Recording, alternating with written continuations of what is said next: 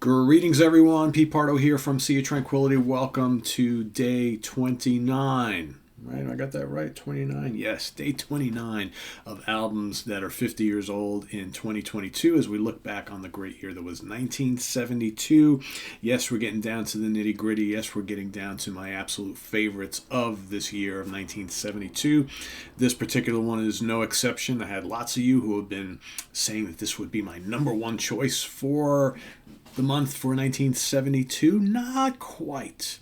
Not quite. It's up there though. I mean, number three favorite, at least this week anyway. Pretty damn good, pretty impressive. This album released September 13th, 1972 for the Atlantic Records label, produced by Eddie Offord. Of course, I'm talking about the fifth studio album from none other than, yes, Close to the Edge. First time here working with Mr. Roger Dean.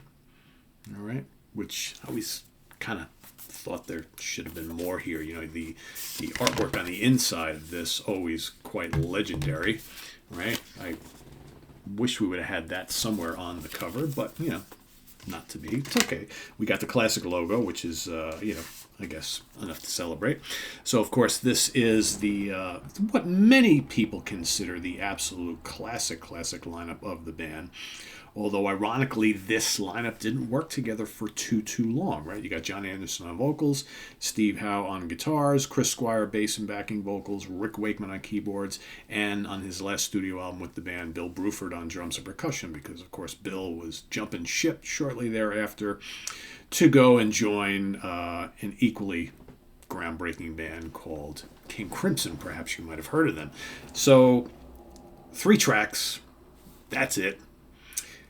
But what 3 tracks, right? I mean, if you had the original LP, right, you got side 1 is the title track, Close to the Edge, which if you've kind of read the history of the making of this album, Close to the Edge, the title track comprised of a bunch of different pieces that the band was working on in the studio that they decided to kind of put together to make one long 18-minute long track.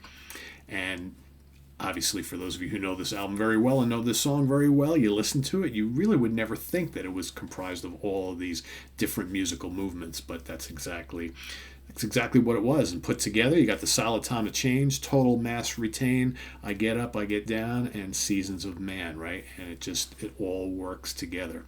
One of the greatest epic length songs or compositions in the history of progressive rock. I mean, no ands, if, or buts about it, right?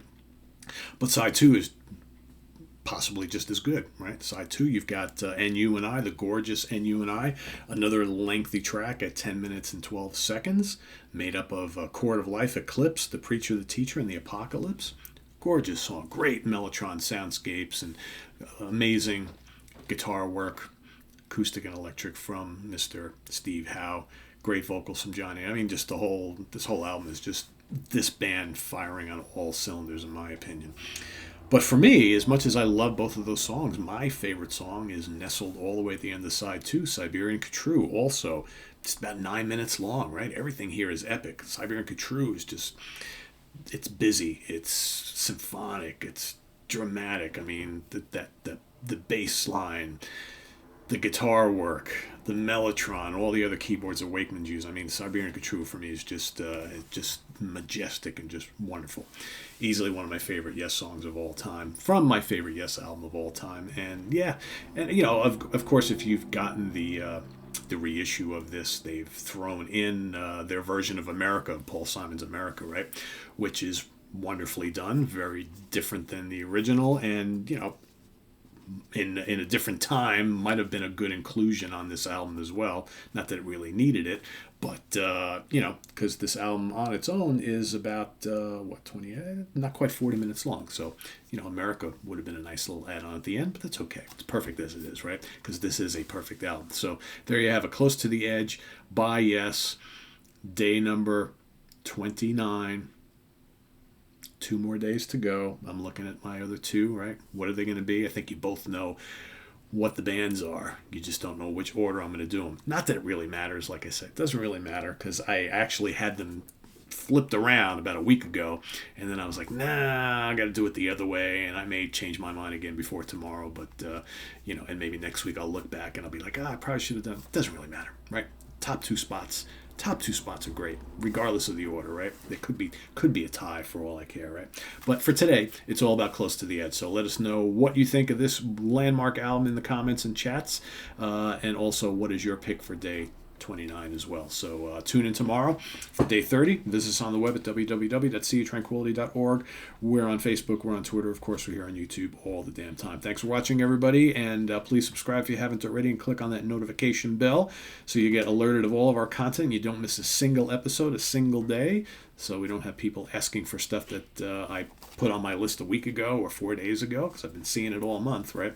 But if you guys would click on that notification bell, you get an email every time we post a new video, so you can go and watch it and catch up on every single day we're doing in this series. So thanks for watching once again.